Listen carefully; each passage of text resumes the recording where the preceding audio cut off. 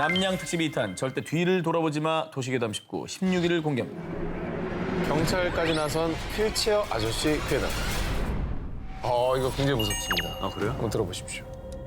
2017년 6월 한 여성이 지역 인터넷 카페에 우리 아들이 직접 겪은 일이라며 올린 글 하나가 일산 일대를 공포로 몰아넣었습니다. 뭔데요? 뭐지? 어느 늦은 밤 작성자의 아들 A군은 집에 가려고 일산 주염역 근처 정류장에서 버스를 기다리고 있었는데요. 그때 어디선가 들려온 간절한 목소리.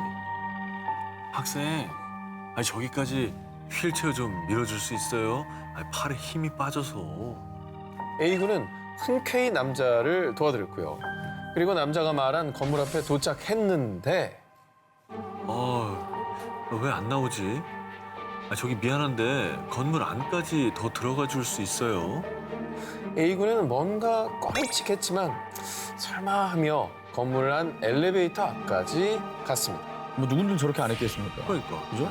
그런데 A군이 그만 가보려고 하자 음료수를 마시고 가라라는 등 자꾸만 남자가 시간을 끌기 시작했습니다. 저때 나왔어야죠. 뭔가 불길한 예감이 든 A군은 화장실이 급하다는 핑계로 불이 나게 빠져나왔는데 응. 그런데 기다리라는데 어디가? 그리고 조금 뒤에 A군이 목격한 충격적인 광경. 뭔데? 누군가 전화를 하며 화를 내던 남성은 일어서서 전화를 진짜? 통화를 하면서 휠체어를 끌고 갔습니다. 그 뭐 납치하려고 했던 거 아니에요? 그 학생을? 자, 일산 주민들을 공포로 몰아넣은 일명 휠체어 아저씨 괴담. 결국 일산 서부경찰서에서 조사에 나섰는데요. 그런데 경찰 조사 결과 휠체어 아저씨 얘기는 사실 무근입니다. 자, 이게 어떻게 된 사연이냐. 일산에 거주한 한 아주머니가 아들의 얘기를 듣게 됐는데 이때 이제 살짝 좀 오해가 있었던 겁니다. 네네. 그런데 아주머니는 더러 겁이 나서 인터넷에 글을 올린 거였습니다. 이게 원래 얘기가 있는데 여기에 너무 살이 붙어가지고 괴담이 됐군요. 뭐 그냥 헛소문으로 끝났고 헛소문님이 밝혀졌으니까 뭐 다행이긴 하네요. 남양 특집 2탄 절대 뒤를 돌아보지 마 도시괴담 19 이번에 15위 공개합니다.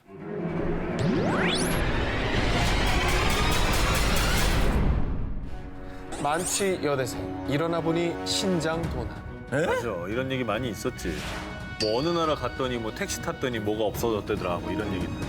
자, 기사의 내용에 따르면요. 중국의 한 여대생이 쓰촨성 대학교 학생들이 개최한 파티에서 한 남자를 만났고 초면이었지만 빠르게 호감을 느낀 두 사람은 근처 호텔로 가 와인을 몇 잔 더 마시게 됐습니다. 그리고 여대생은 본인도 모르는 사이 잠이 들고 말았는데요. 아이고. 그런데 정신을 차린 여대생이 눈을 뜬 곳은 침대도 소파 위도 아닌 얼음이 가득한 욕조 안. 어머머. 그리고 그녀의 눈에 띈 쪽지 하나. 120으로 연락하지 않으면 넌 곧 죽게 돼. 덜컥 겁이 난 여대생은 곧바로 응급의료센터인 120으로 전화를 걸어 본인의 상황을 설명했는데요. 그런데 그때 얼른 허리 뒤쪽을 확인해 보세요. 다급한 의료진의 말에 바로 허리를 확인했는데 무려 20cm 이상 찢어진 상처가 있었던 겁니다. 알고 보니 그 상처는 신장을 적출한 수술 자국. 그러니까 저런 친구가 얼마나 많았으면 바로 허리 뒤를 확인하라는 얘기를 해요. 그럼 범인은 같이 술 마신 남자? 그렇습니다. 그런데 얼마 뒤 알려진 충격적인 사실.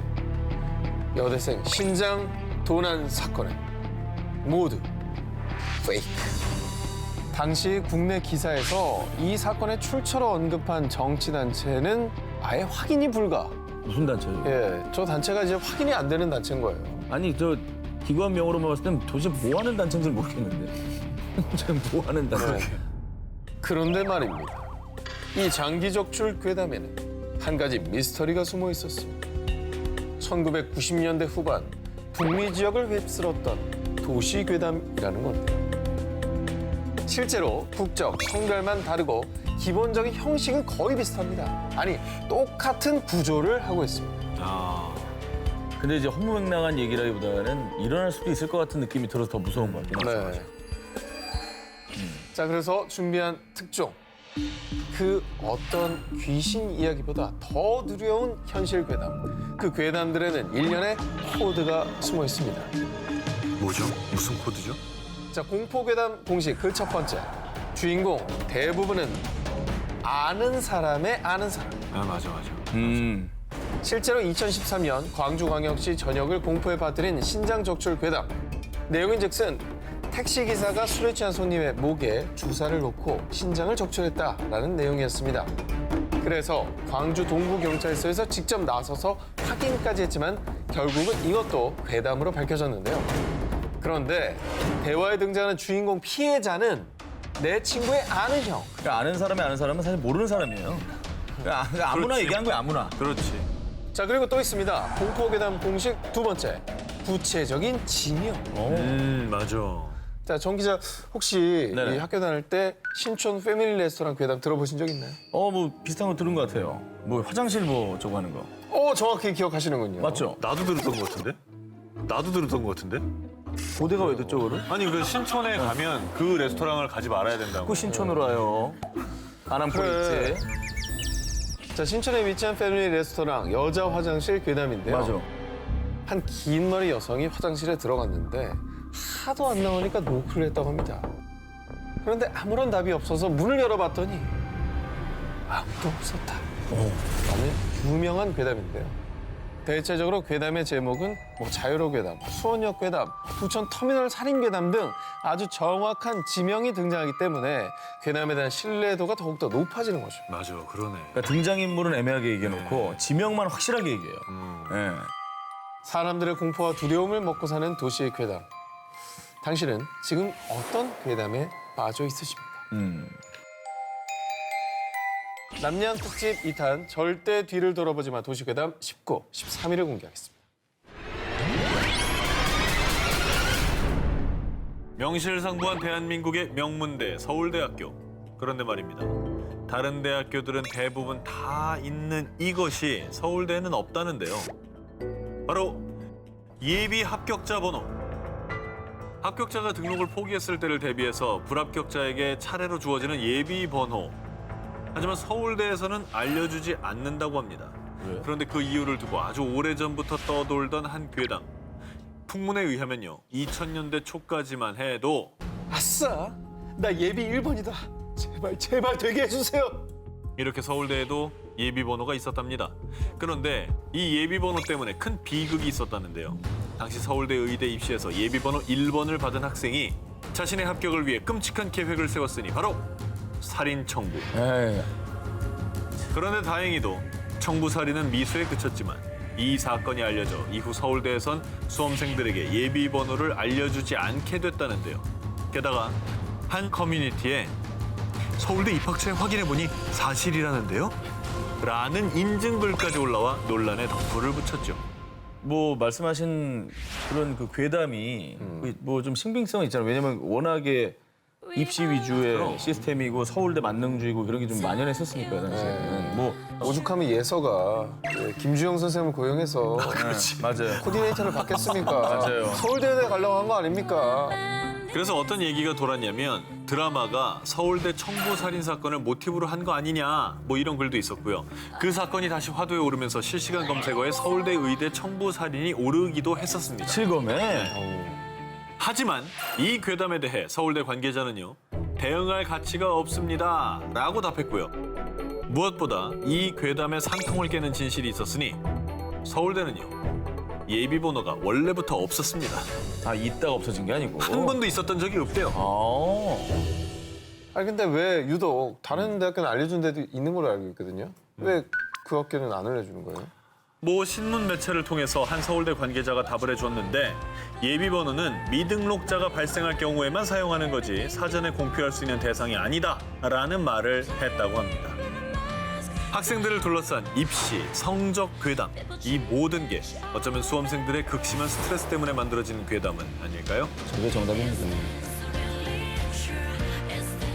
남양 특집 2탄 절대 뒤를 돌아보지 마. 도시괴담 19, 12일을 공개합니다. 괴담을 신봉한 소녀들의 최후. 2014년 6월 미국 위스콘신주에 있는 한 법원. 제1급 살인미수 혐의로 기소된 애니사 와이어와 모건 가이저가 법정에 섰는데요. 그런데 말입니다. 당시 피의자 신분인 와이어와 가이저 두 사람의 나이는 고작 12살. 아, 저 소녀들이 왜 그런 짓을 저질렀을까? 아니 그런 것도 아니고 1급 살인이라죠. 바로 한 달 전 2014년 5월로 가보겠습니다. 류트너, 오늘 우리랑 같이 숲에 가서 놀자. 같은 학교 친구인 페이튼 류트너에게 함께 놀자고 제안한 와이어와 가이저. 그런데 류트너가 숲에 도착하자마자 두 친구가 꺼내든 것은 흉기. 그들은 친구 류트너에게 무참히 흉기를 휘두른 다음 피를 흘리며 쓰러진 친구를 숲에 버려둔 채 유유히 현장을 떠났는데요. 아니 왜? 아니 애들끼리? 아니 숲으로 놀러 가자고 했던 게 유인한 거예요, 그럼? 한편 흉기에 무려 19차례나 찔린 류트너는 안간힘을 다해 숲 밖으로 기어 나왔고요. 어떡해. 다행히 인근 주민에게 발견돼 목숨을 건질 수 있었습니다. 아, 다행이다. 그리고 그 뒤 잔인무도한 수법으로 친구를 살해하려 한 와이어와 가이저는 곧바로 경찰에 체포됐는데요. 당연하지. 아, 미쳤나 왜 저랬냐? 그런데 두 소녀가 털어놓은 충격적인 범행 동기. 우리는 슬렌더맨의 저택에서 살고 싶었을 뿐이에요. 얼굴이 새하얗고 눈, 코, 입은 없으며 숲에서 아이들을 납치한다는 슬렌더맨. 이 슬렌더맨은 미국의 유명 공포 괴담 속 주인공입니다. 이 슬렌더맨은 2009년 미국의 한 사이트에 아이디 빅터 서지라는 사용자가 만들어 올린 가상의 캐릭터였습니다. 그런데 슬렌더맨 캐릭터를 본 누리꾼들이 재미삼아 슬렌더맨의 이미지와 납치 스토리를 꾸며냈고 이 괴담이 미 전역에 급속도로 퍼진 건데요. 그러나 인터넷에서 슬렌더맨 괴담을 본 뒤 그의 존재를 철석같이 믿게 된 두 친구 와이어와 가이저는요. 슬렌더맨의 부하가 되고 싶어. 재물을 바치면 우리 받아주지 않을까? 슬렌더맨 괴담에 빠져 친구를 죽이려 한 10대 소녀들. 결국 이들은 살인미수 혐의로 기소됐고요. 각각 정신병원 구금 25년, 40년형을 선고받은 것으로 전해졌습니다. 아, 아무리 어려도 어쩜 저렇게 어리석을까? 괴담에 빠져 돌이킬 수 없는 죄를 저지른 소녀들. 꼭 뼈저린 반성을 하기 바랍니다. 남양 특집 2탄 절대 뒤를 돌아보지 마 도시괴담 19 5위를 공개합니다.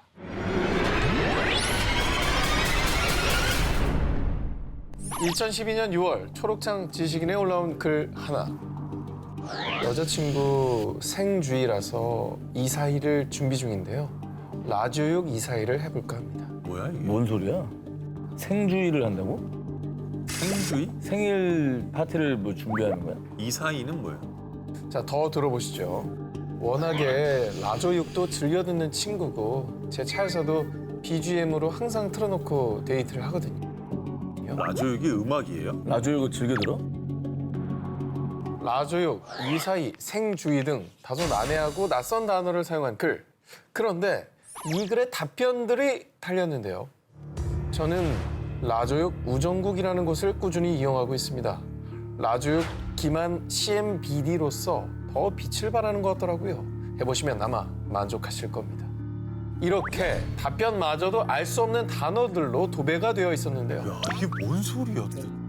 자, 이렇게 암호로 가득한 이 글들이 인터넷에 퍼지자 누리꾼들은 이 글을 분석하기 위해 눈에 불을 켰고요.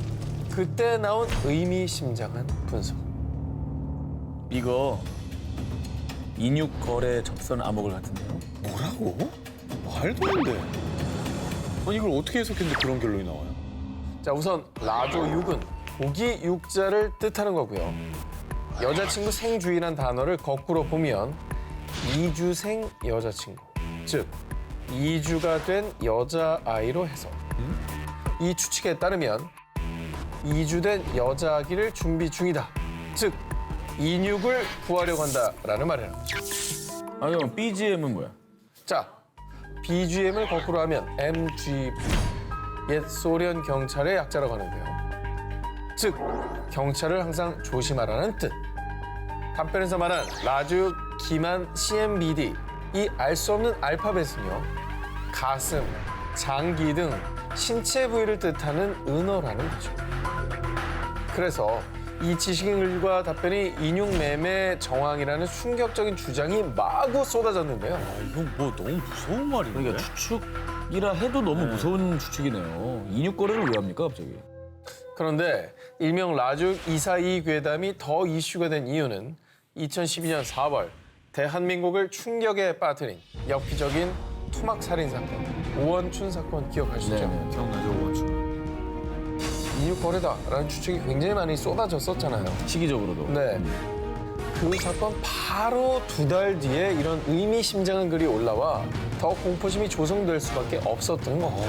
무섭다 진짜. 이거 그냥 괴담이기만 했으면 좋겠네요.